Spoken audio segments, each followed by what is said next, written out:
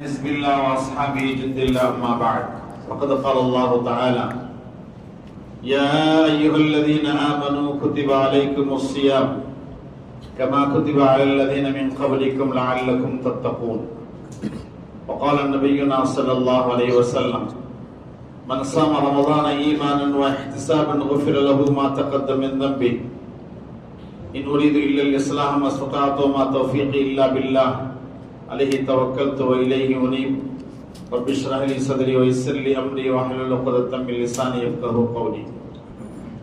பெருமதிக்குரிய பெரியார்களே, சகோதரர்களே, அல்லாஹ்வின் நல்லடியார்களே, தாய்மார்களே, சகோதரிகளே, அல்லாஹ்வுடைய மாபெரும் கிருபையினால் முதல் தராவீஹை இமாம் ஜமாஅத்துடன் தொழுதுவிட்டு அல்லாஹ்வுடைய அருளை பெற்றவர்களாக அவனுடைய ஆலயத்தில் விட்டிருக்கிறோம். நாமெல்லாம் எதிர்பார்த்து கொண்டிருந்த ரமதான் நம்மிடையே வந்து அடைந்து விட்டது. இந்த ரமதானிலே நாம் என்னென்ன அமல்கள் செய்ய வேண்டும் என்பது நமக்கு தெரியும். அதனால் யாரும் மறவாமல் அனுதினமும் செய்யக்கூடிய அமல்களை நாம் சரிவர நிறைவேற்றிவிட வேண்டும். இந்த ரமதான் மாதம் அல்லாஹு தஆலா நம்முடைய உம்மத்தினர்களுக்காகவே தந்திருக்கிறார். பெருமானார் ஸல்லல்லாஹு அலைஹி வஸல்லம் உடைய உம்மத்தினர்களுக்காக. ஏனென்றால் இந்த ரமதான் மாதம் இருக்கிறதே நம்முடைய பாவங்களை கழிக்கக்கூடிய மாதம். எந்த அளவுகள் அமல்கள் செய்து கொண்டே இருக்கிறோமோ அந்த அளவுகள் பாவங்கள் அழிந்து கொண்டே இருக்கிறது. அன்பிற்குரியவர்களே, ஸல்லல்லாஹு அலைஹி வஸல்லம் அன்னவர்கள் மிக சந்தோஷப்பட்டார்கள் 3 தினங்கள். அந்த 3 தினம் என்னவென்றால், ஒன்று, ஸல்லல்லாஹு அலைஹி வஸல்லம் அன்னவர்களுக்கு எப்போது நபி பட்டம் கிடைத்ததோ அந்த தினத்தை ஸல்லல்லாஹு அலைஹி வஸல்லம் மிக சந்தோஷம் அடைந்தார்கள். அது நிகழ்ந்தது ரமதானிலே.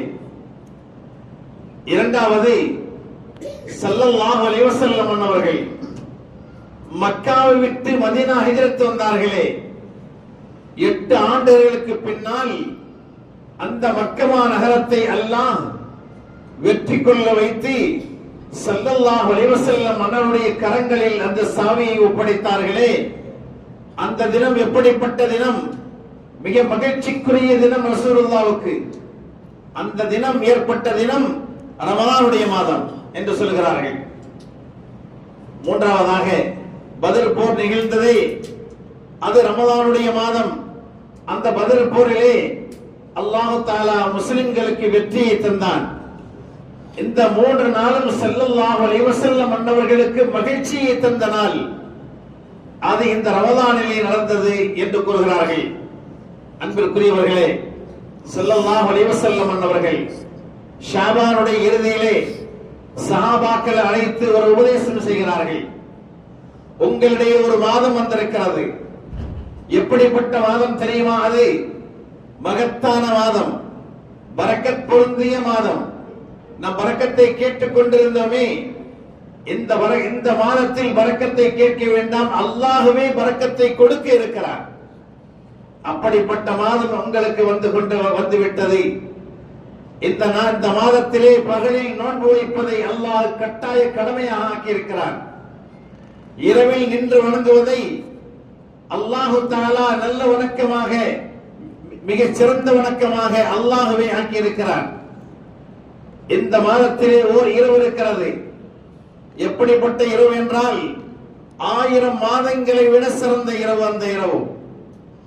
இந்த மாதத்தில் ஒரு நன்மையான காரியத்தை ஒருவர் செய்தால் அவருக்கு ஒரு ஃபரதுடைய நன்மை கிடைக்கிறது என்றார்கள். ஒரு ஃபரதை செய்தால் 70 ஃபரதுடைய நன்மை கிடைக்கிறது. ஒன்றுக்கு 10, ஒன்றுக்கு 70, ஒன்றுக்கு 700, ஒன்றுக்கு 7000, ஒன்றுக்கு 7 லட்சம். நம்முடைய அமலை கவனித்து, நம்முடைய அமலில் எந்த அளவு இரையச்சம் இருக்கிறதோ அந்த அளவு அல்லாஹ்வுக்கு நம்முடைய அமல் பிடித்து விட்டால் 7 அல்ல, 70 அல்ல, 7 லட்சம் அல்ல, அல்லாஹ் நாடியவற்றை நம்மவர்களுக்கு நன்மையை அள்ளித்தர காத்திருக்கிறார். அது மட்டுமல்ல, இந்த மாதம் பொறுமையின் மாதம். இந்த மாதம் பொறுமையின் மாதம். இந்த மாதத்திலே அல்லாஹ் தஆலா அதாவது சுக துக்கங்களை விசாரிக்கும்படி சொல்லி இருக்கிறார். நம்முடைய உறவினர்கள் அதாவது துக்கத்தோடு இருப்பார்கள், அவர்களிடம் சென்று நாம் துக்க விசாரிக்க வேண்டும், அவர்களுக்கு சந்தோஷ செய்தியை சொல்ல வேண்டும். அன்பிற்குரியவர்களே, இந்த பொறுமையின் மாதத்திற்கு கூலியை அல்லாஹ் என்ன தருகிறான்? சுவனத்தை தருகிறான். ஏனென்றால் நோன்பு ஒரு பொறுமைதான்.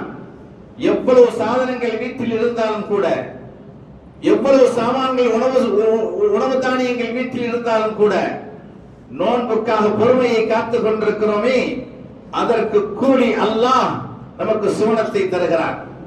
முதல் 10 ரஹ்மத்துடைய 10ஆக, அல்லாஹ்வுடைய அருள் இறங்கும் 10ஆக, இரண்டாவது 10 மகஃபிரத்துடைய 10ஆக, பாவம் மன்னிப்பு அதாவது பாவம் மன்னிக்குகிற 10ஆக, மூன்றாவது 10 அதாவது நரக விடுதலை 10ஆக அல்லாஹ் ஆக்கி இருக்கிறார். யார் ஒருவர் இந்த ரமலானுடைய மாதத்தை அடைந்து நோன்பாளிக்கு நோன்பு திறக்க யார் வசதி செய்து கொடுக்கிறாரோ அவருக்கு பாவங்கள் மன்னிக்கப்பட்டு நரக விடுதலை வழங்கப்படுகிறது என்றார்கள். அப்பொழுது ஏழை சஹாபாக்கள் கேட்கிறார்கள், யா ரசூலல்லாஹ், எங்களுக்கு நோன்பு திறப்பதற்குண்டான வசதிகள் எங்களுக்கு இல்லையே, நாங்கள் அவர்களுக்கு என்ன கொடுக்க வேண்டும்? எங்களிடத்தில் அப்படிப்பட்ட வசதி ஒன்றும் இல்லையே, நாங்கள் அந்த நன்மையை அடைய முடியாதா என்று கேட்கிறார்கள். சொன்னார்கள் ஸல்லல்லாஹு அலைஹி வஸல்லம் அவர்கள், நீங்கள் சாப்பாடு கொடுக்க வேண்டும், நீங்கள் பிரியாணி கொடுக்க வேண்டும், மந்தி கொடுக்க வேண்டும் என்பதல்ல, நீங்கள் உங்களால் இயன்ற அளவு ஒரு பேரித்தம்பழமோ அல்லது 1 மீட்டர் பாலோ அல்லது 1 டம்ளர் தண்ணீரோ கொடுத்தால் கூட இந்த நன்மையை நீங்கள் அடைந்து கொள்வீர்கள். காரணம், வசதி படைத்தவர்கள் அவரிடத்தில் இருப்பதை கொடுக்கிறார்கள். அதனால் உங்களிடத்திலே இல்லை, இதுதான் இருக்கிறது என்றால் அந்த நன்மையை நீங்களும் பெற்றுக் கொள்வீர்கள் என்றார்கள். நம்மிடத்தில் வேலை பார்க்கிற நம்முடைய அடிமைகள் யாராவது நோன்பு வைத்திருந்தால் அவருக்கு வேலையை இலேசாக தர வேண்டும்.